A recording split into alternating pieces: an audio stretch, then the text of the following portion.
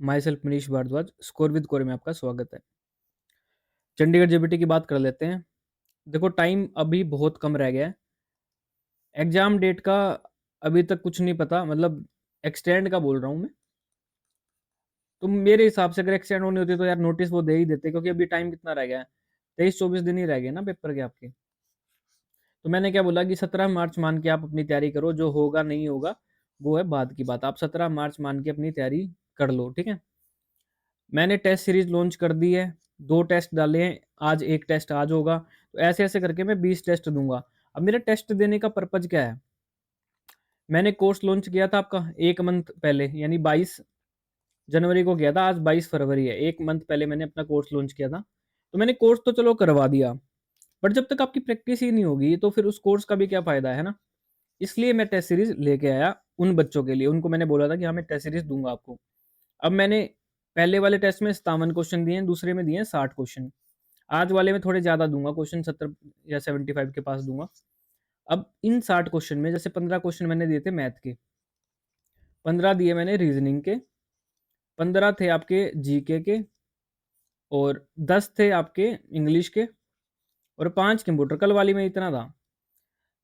तो मैंने क्या बोला था कि जैसे 60 क्वेश्चन थे, तो आप टाइम लगा के, मतलब टाइमर में टाइम लगा के इनको सोल्व करके देखो, ठीक है। इजी टू मॉडरेट दिए थे मैंने डिफिकल्ट क्यों नहीं दे रहा? अभी पेपर से पहले अगर मैं डिफिकल्ट क्वेश्चन दूंगा, उनका कोई फायदा होगा?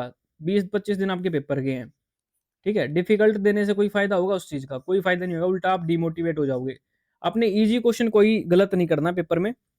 इसलिए लेवल जो मैं आपको जो क्वेश्चन दे रहा हूँ ना, बिल्कुल एग्जाम ओरिएंटेड दे रहा हूँ। जैसे मैथ के क्वेश्चन थे, मैथ में मैंने ट्रिग्नोमेट्री के क्वेश्चन दिए हैं मैथ के क्वेश्चनों में, ठीक है। और जो जो चैप्टर पूछे जाने हैं वो सारे दिए मैंने, जैसे सीरीज या जो भी चीजें थी, अलजेब्रा, मैंने इन 15 क्वेश्चन में कवर किए हैं, ताकि पेपर में आपको इनमें से ही जो मैं पूछ रहा हूँ इनमें से ही क्वेश्चन आ जाए।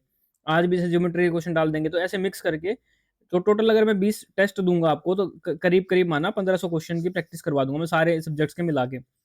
ज़्यादा भी हो सकता है, 1500 तो मिनिमम मान के चलना कि मैं इतने क्वेश्चन की प्रैक्टिस करवा दूंगा। और ये टेस्ट लाने का और मोटिव क्या है? ताकि आपका एक रूटीन बने, कि हमने जैसे पेपर दोगे, डेली डेली 1 घंटे का तो रूटीन कम से कम बने, कि आप, क्योंकि टाइम मैनेजमेंट बहुत बड़ा इशू होने वाला है। कल भी जिन्होंने बच्चों ने पेपर दिया उन्होंने यही बोला कि सर टाइम का इशू आ रहा है, ठीक है। कुछ बच्चों के 60 में से 50 मार्क्स बने हैं, एक आधे बच्चे के 55 बने हैं, किसी के 40 बने हैं। तो इस तरीके से है, मैं उनको बोलता हूँ कि खुद अपने मार्क्स देखें कितने बने हैं। कुछ ने काफ़ी अन अटेम्प्ट भी करे हैं, कईयों के 45 बने हैं।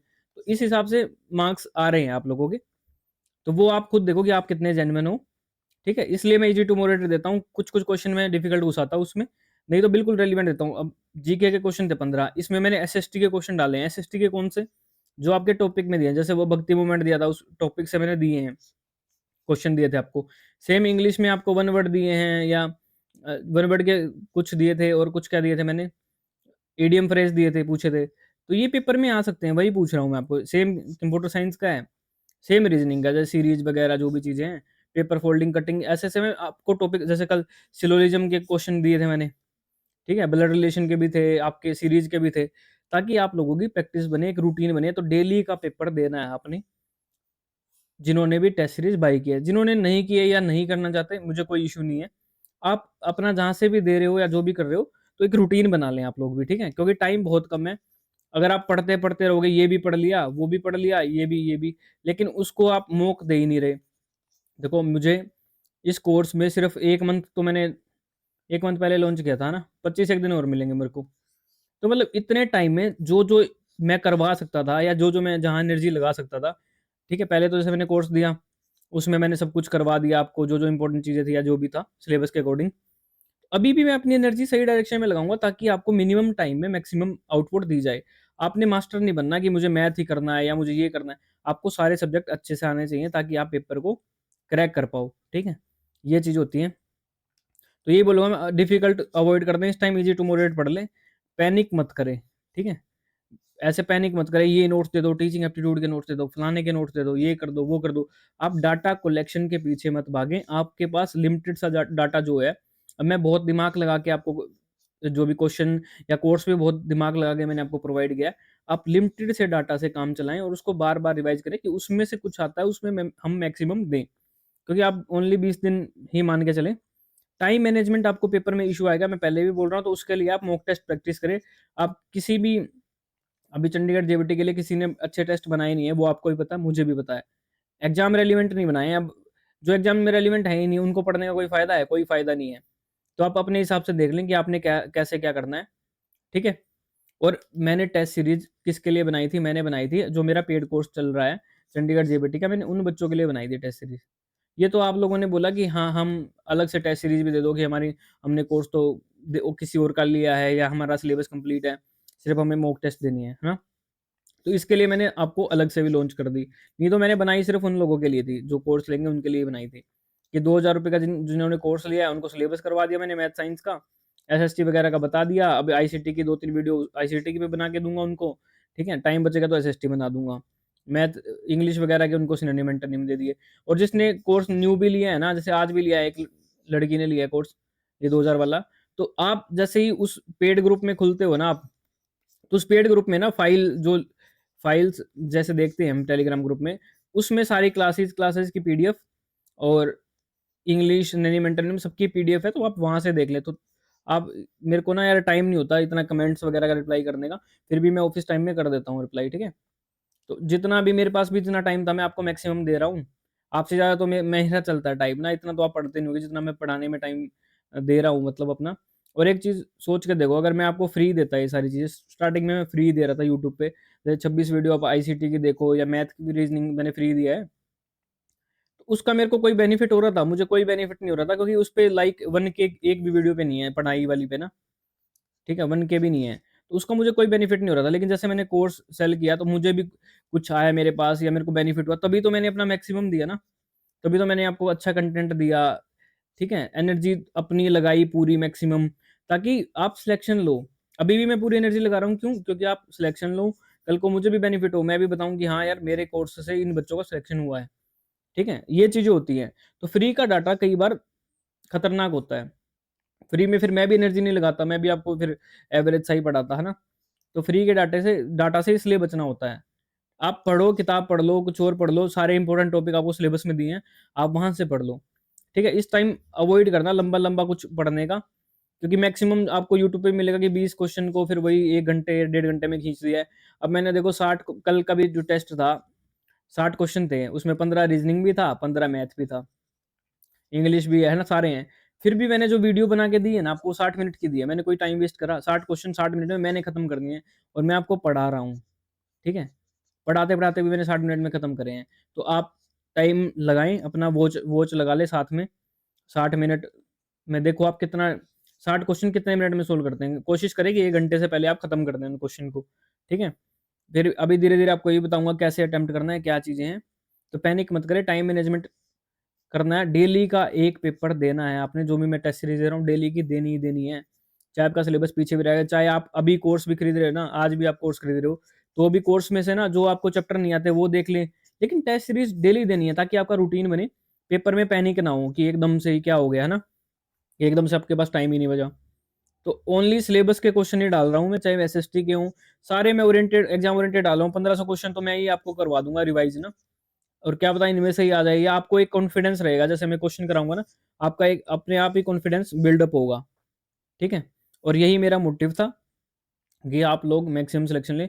मैंने अपना 100% दिया, अब आपकी बारी है, आप अच्छे से पढ़ें, अच्छे से डायरेक्शन में, सही डायरेक्शन में तैयारी करें, ठीक है? ज़्यादा डाटा के पीछे मत भागें, इधर भी, उधर भी, है ना? ज़्यादा नहीं भागना, जितना आपको दिया है वो इनफ है, सफिशिएंट है वो, उसको ही कर लोगे, वो बहुत बड़ी बात हो जाएगी, ठीक है? और पेपर कब होता है, क्या होता है, वो चीज़ें छोड़ दें, 17 मार्च मान के आप अपनी तैयारी करें। थोड़े से दिन हैं, तो इन दिनों को यूटिलाइज़ करें, ठीक है? मॉक टेस्ट देने का यही सही टाइम होता है, ठीक है? अगर आप अभी भी पढ़ रहे हो, पेपर के पहले दिन तक भी आप पढ़ाई में ही वेस्ट कर रहे हो, नई चीज़ सीखने में, तो फिर उसका कोई फ़ायदा नहीं। जैसे एक बच्चों को ना इनमें काफ़ी डाउट आ रहा था, जैसे कल भी ना, जैसे मैं साइन 15 लिख रहा हूँ और ये लिखा है साइन 75, है ना? तो मुझे नहीं पता आपने कहाँ पढ़ा है, क्या पढ़ा है? अब बच्चे क्या कर रहे हैं, इसको क्या लिख लिख दे रहे हैं, कोस 15 लिख दे रहे हैं। नहीं, ऐसे लिख रहे हैं कोस 90 माइनस सॉरी 1 सेकंड। जो मैं डाउट देख रहा हूँ, मुझे नहीं पता अब आपने कहाँ से पढ़ा है। अब ट्रिग्नोमेट्री की मैंने 1 डेढ़ घंटे की क्लास दी है आपको, उसमें से देख लेना। साइन 90 माइनस 15 कर रहे हैं। यार ऐसे नहीं होगा। क्यों? 90 - 15 कितना होता है? 75 होता है ना वो तो ये साइन 15 को 90 - 15 नहीं लिख सकते आप। ठीक है, आप क्या लिख सकते हो? साइन 15 क्या होता है? 15 किसके इक्वल होता है? 90 - 75 के इक्वल होता है। तो ऐसे लिख सकते हो 90 - 75। ठीक है, ना कि ऐसे 90 - 15 लिखोगे, फिर इन दोनों में तो दिन रात का फर्क हो गया ना। 15 को 90 - 75 लिख सकते हो, और साइन 90 - थीटा क्या होता है? कोस 75 हो जाएगा। तो इस तरीके से तो तभी तो मैं आपको ट्रिग्नोमेट्री क्वेश्चन दे रहा हूँ प्रैक्टिस करने को, क्योंकि मुझे ही पता है एनसीईआरटी वाली बुक में इतने क्वेश्चन है नहीं। और आप ज्यादा एसएससी वाले में जाओगे, अब एसएससी में आपको ये नहीं पता कि करना कौन सा, क्योंकि एसएससी में 11th 12th वाले लेवल भी आता है। ठीक है, तो कई बच्चों के पास आपके पास 11th 12th में साइंस है नहीं, तो लेकिन मुझे तो पता ना 11th 12th का क्वेश्चन कौन सा है, तो मैं सिर्फ क्वेश्चन ट्रिग्नोमेट्री के वही दे रहा हूँ जो 10th लेवल के हैं, उससे हाइयर में नहीं जाना आपको। ठीक है, उससे हाइयर में आपको एनर्जी वेस्ट नहीं करनी, उसमें तो फॉर्मूले ही बहुत ज्यादा बन जाते हैं। ठीक है ना, तो अपनी तैयारी सही डायरेक्शन में सही से करें। ऐसे ही वो मैंने फोर्स वाला क्वेश्चन दिया था, जो वर्क वाला क्वेश्चन दिया था ना मैंने आपको, कि वर्क को फोर्स की टर्म में लिखना था, तो क्या था? वर्क क्या होता है? एनर्जी बटे टाइम होता है। और एनर्जी, सॉरी वर्क नहीं था, पावर था। पावर का क्वेश्चन था कि पावर किसकी टर्म में, तो वर्क बटा टाइम होता पावर। वर्क क्या होता? फोर्स इनटू डिस्प्लेसमेंट, और ये नीचे टाइम था, तो ये क्या बन जाएगा? ये वेलोसिटी बन जाएगा। तो इस तरीके के क्वेश्चन पेपर में जो रेलिवेंट है, मैं सिर्फ वही डाटा प्रोवाइड कर रहा हूँ। ठीक है, तो अब मेहनत करना आपकी जिम्मेवारी है। तो इस वीडियो में इतना ही है।